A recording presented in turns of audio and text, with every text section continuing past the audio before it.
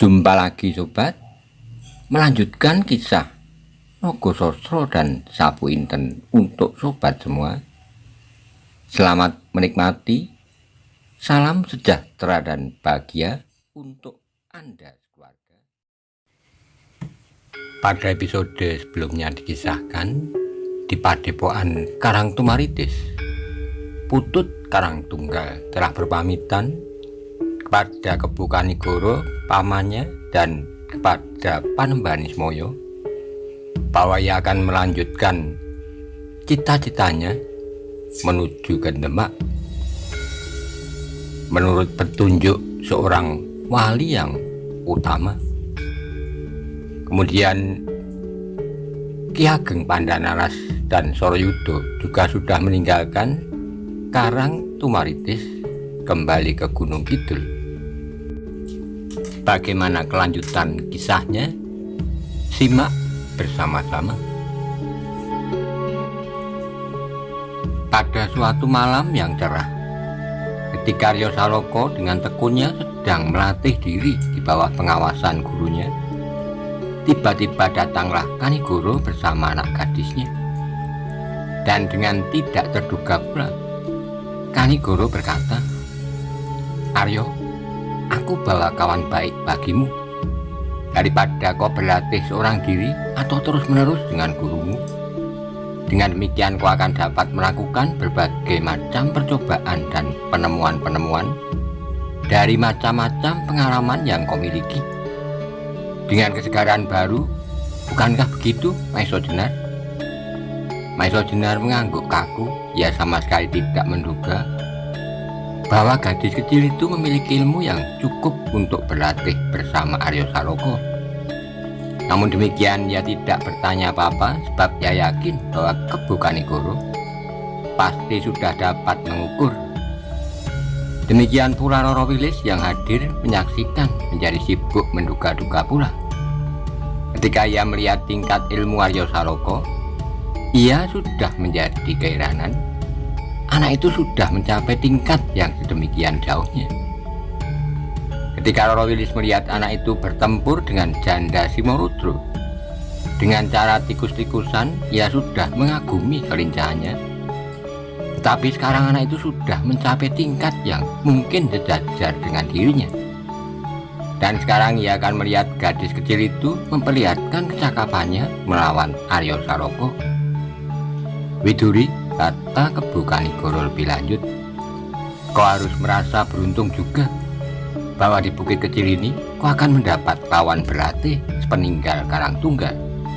Nah, bersiaplah, darinya kau akan mendapat banyak pelajaran yang berguna."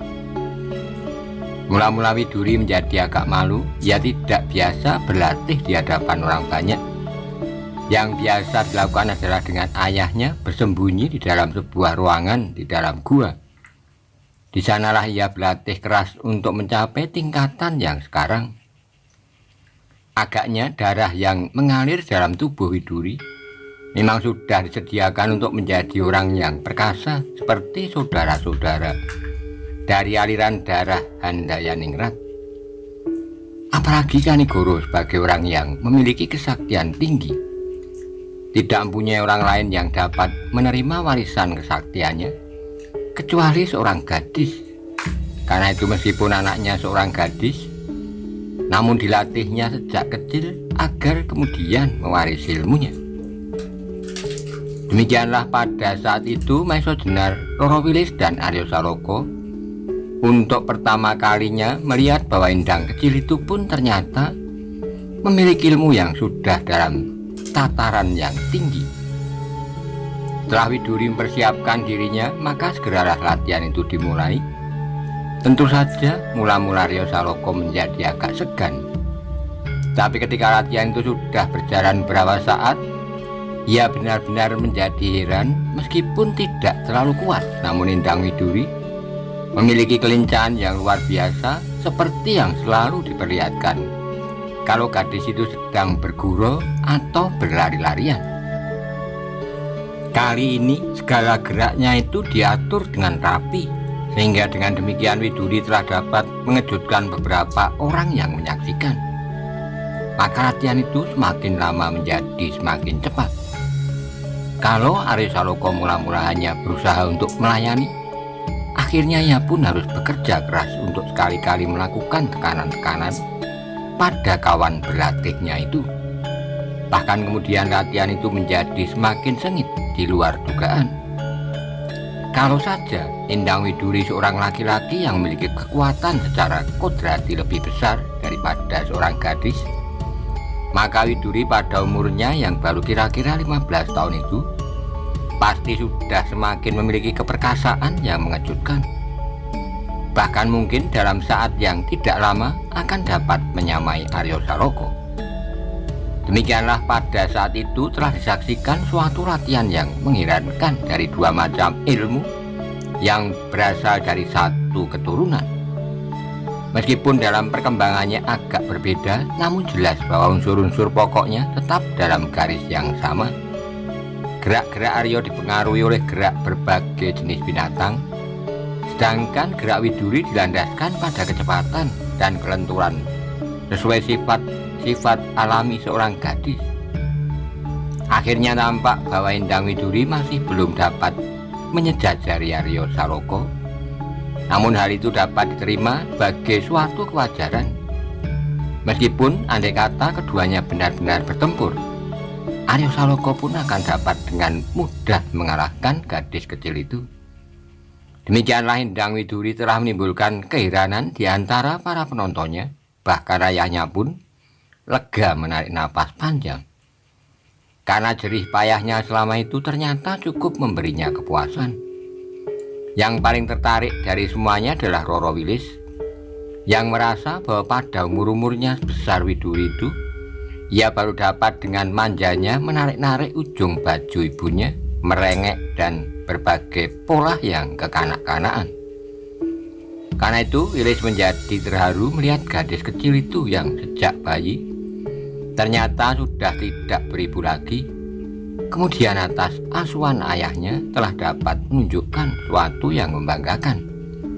Meskipun karena pengaruh keadaan di mana ia bergaul dengan rapatnya hanya dengan seorang laki-laki, maka seolah-olah tingkah Widuri pun dalam beberapa hal terpengaruh oleh kelakuan laki-laki.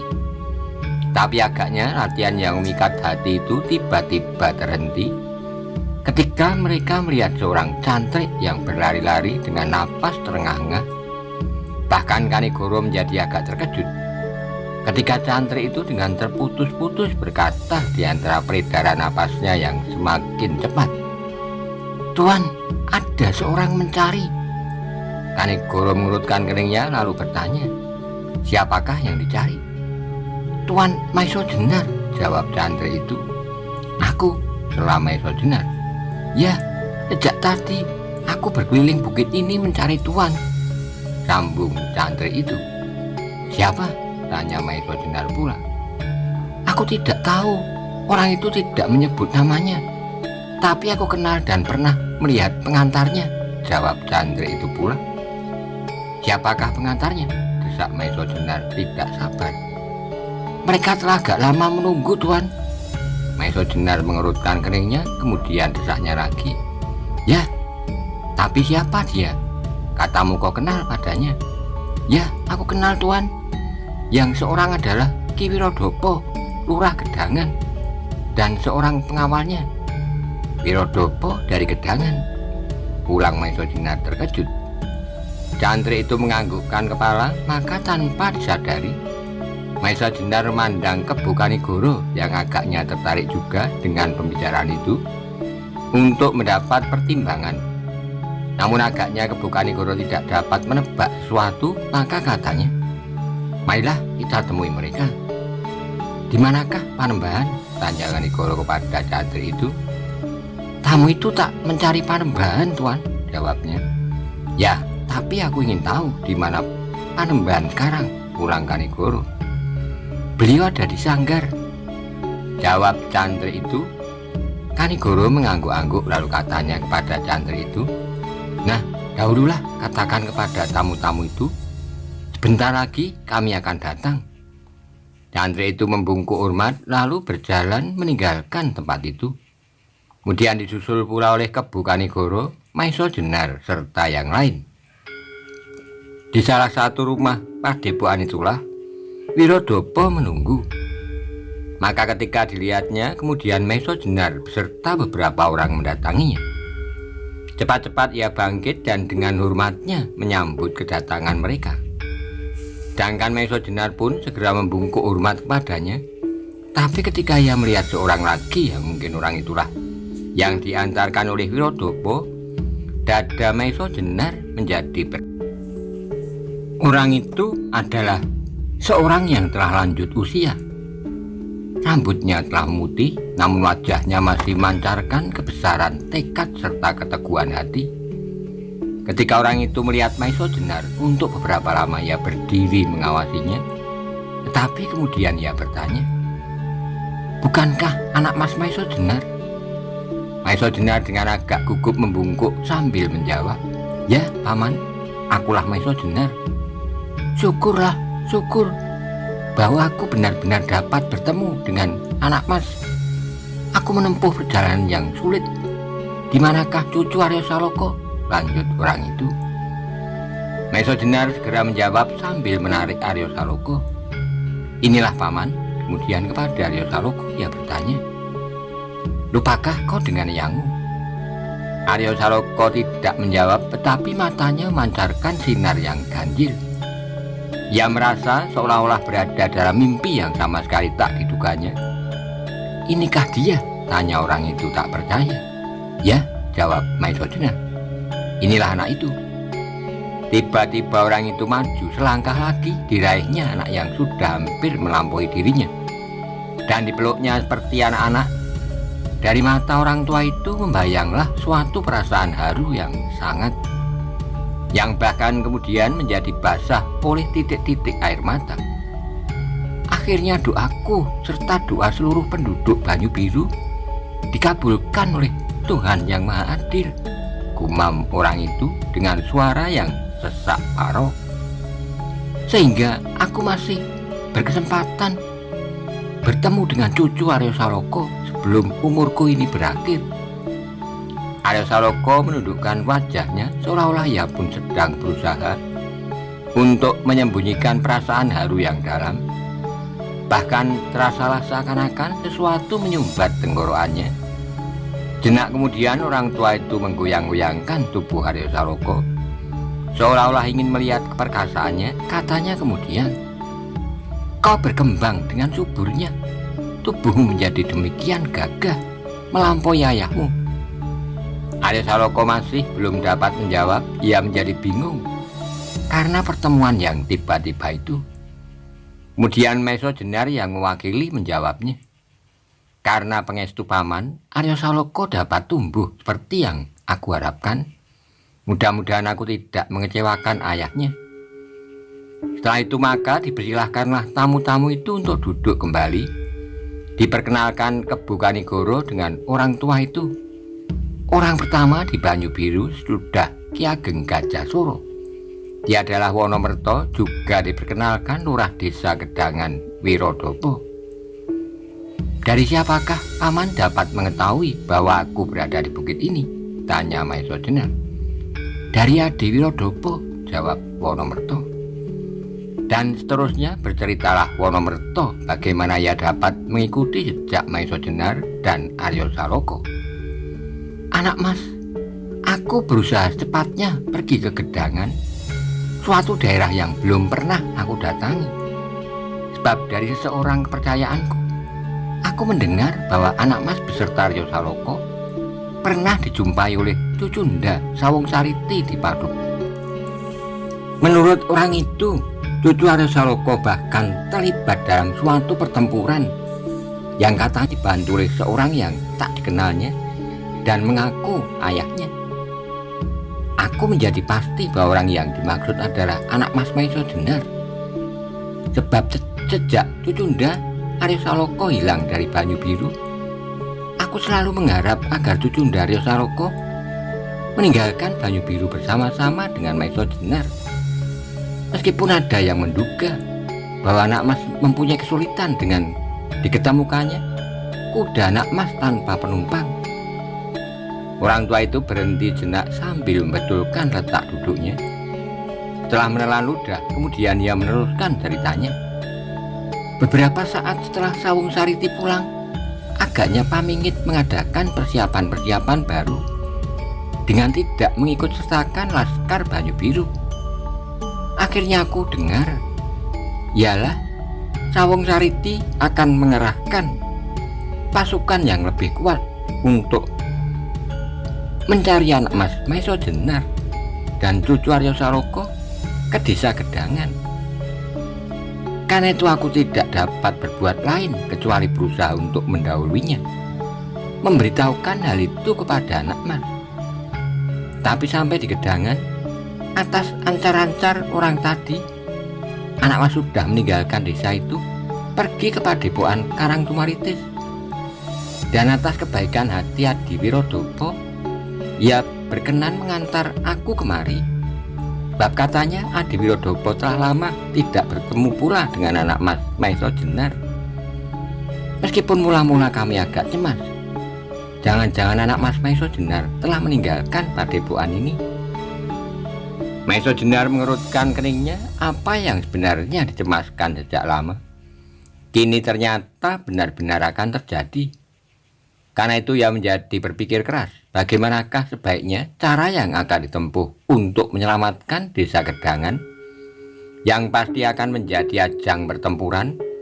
Dan karena itu pula agaknya Wirodopo sengaja mengantarkan Wonomerto. Dalam pada itu kembali terdengar Wonomerto meneruskan ceritanya. Yang lebih mencemaskan lagi, anak Mas, agaknya Sawung Sariti telah bersepakat dengan Janda Simorudro, yang menurut pendengaranku suaminya terbunuh pula oleh anak Mas. Bagaimanapun dada Maiso Jenar berdesir, ini berarti akan datang kekuatan besar. Ia yakin bahwa dalam pasukan itu akan ikut pula Simorudro tua, bahkan mungkin Bugel Kaliki. Tetapi agaknya pikir lain.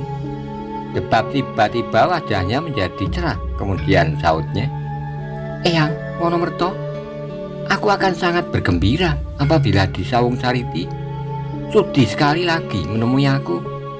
Sebab setelah sekian lama aku tidak bertemu, dan sudah pertemuan kami yang hanya sekejap, aku menjadi rindu kepadanya."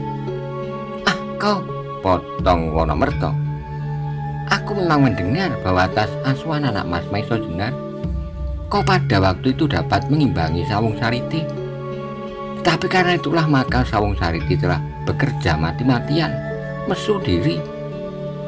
Kakang Suro Dipoyono agaknya percaya pada dongengan yang dibuat bersama ayahnya Lembu Suro, sehingga dalam waktu yang pendek ia telah menggembleng Sawung Sariti bukan main.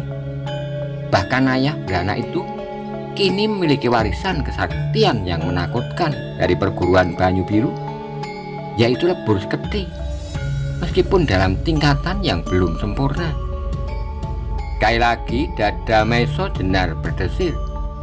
Lebur Seketi adalah kesaktian yang luar biasa dahsyatnya. Aji itu dapat disejajarkan dengan Aji Cundomanik dari perguruan Pandanalas, Sosro Birowo dari perguruan Pengging. Karena itu Ki Ageng Lembu Suro yang memiliki kekuatan melampaui manusia biasa, dengan pedangnya yang tidak berukuran lumrah, pasti akan menjadi seorang yang luar biasa pula. Juga anaknya yang cerdik itu pasti akan menjadi anak yang sangat berbahaya. Maiso Jenar kemudian menjadi menyesal pada keadaan sehingga Ki Ageng Suro Dipoyono dapat terseret dalam keadaan yang pasti tidak dikehendaki. Tapi kemudian diingatnya bahwa orang tua itu sendiri berkata kepadanya bahwa Lembu Suro adalah anak kesayangan istrinya. Tidak mustahil kalau karena keadaan itu Lembu Suro dapat memanfaatkannya. Agaknya, lanjut Wonomerto, Kakang Suro Dipoyono telah percaya kepada cerita Lembu Suro bahwa anak Mas Gajah Suro telah tidak ada lagi. Dengan licinnya ia berpura-pura mengutus seorang ke Demak untuk mendapat berita kematiannya. Sebab dalam perjalanan ke Demak, pada saat anak Mas Gajah Suro ditangkap, Laskar Banyu Biru telah mengadakan suatu serangan secara tiba-tiba. Suatu cerita atas kebohongan yang maha besar, sahut Maiso Denar. Sebab aku menyaksikan semuanya itu. Bahkan aku tahu pasti bahwa yang menyerang pasukan Demak adalah orang-orang Lembu Suro sendiri. Mendengar bantahan Maiso Denar itu, Wonomerto tersenyum, lalu katanya, "Kami Laskar Banyu Biru mengetahui kebohongan itu, sebab andai kata apa yang dikatakan itu benar, kamilah orang-orang yang disebutnya Laskar Banyu Biru, atau tidaknya aku mengetahui orang-orang itu. Tidakkah Paman Wonomerto mengatakan hal itu kepada Paman Surodipoyono?" tanya Maiso Denar. "Aku sudah mencobanya," jawab Wonomerto. "Tapi agaknya keteranganku itu diragukan. Bahkan beberapa saat kemudian Ki Ageng Lembu Suro mulai bertindak memperkokoh kedudukannya di Banyu Biru. Beberapa orang telah disingkirkan. Sawung Rono sebagai kau ketahui telah dibinasakan. Sebelum itu Pandan Kuning telah dilenyapkan pula." "Paman Pandan Kuning?" potong Aryo Saloka hampir berteriak. Wonomerto mengangguk kosong. Wajahnya yang sudah dipenuhi oleh garis-garis umur menjadi semakin berkerut-kerut.